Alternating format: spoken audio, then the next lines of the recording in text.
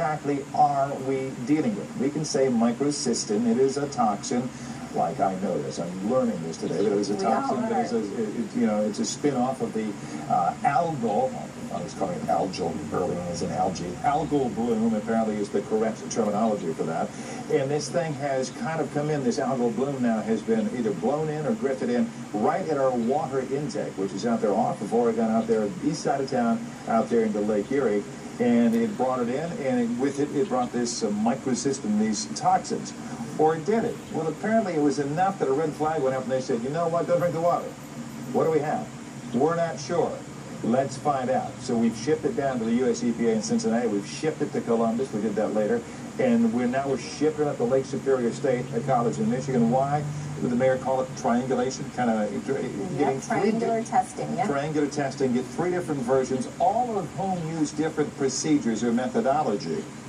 And see if we can just find out exactly what it is we're dealing with. Now, while you may be kind of frustrated, maybe you have family and friends, or maybe you're watching us on the mobile app and you're out there waiting in line at Waite or at Central High School, there are lots of efforts going on around the state to not only bring in more water, but to get those tests done that Jerry just told us about. We have water coming in right now. This is according to Mayor Collins from Columbus, Delaware, Cincinnati, Akron, all via the Air National Guard. We are being told that there are some businesses, some large corporations that are helping out with that. Also, MREs, which are meals ready to eat.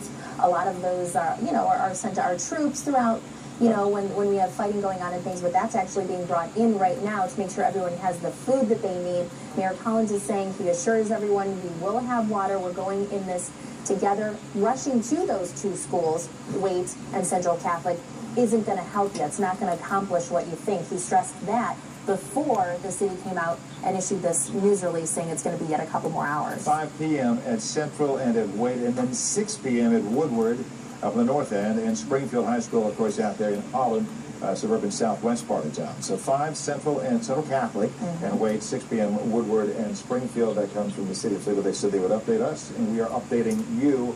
That's when the water is coming. Also want to update you on this interview that we had just a bit ago with Dr. Grossman, who's the Lucas County Health Commissioner.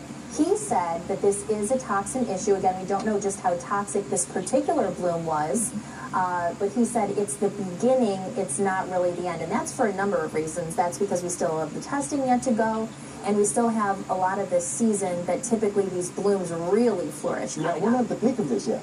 At least historically, it is late summer, it is heat. It is water, rain, that is, you're pushing that runoff out there. And here we just went through, we've been telling everybody, a cool, dry month, this shouldn't be happening. And everybody's like, it shouldn't be happening, but it is.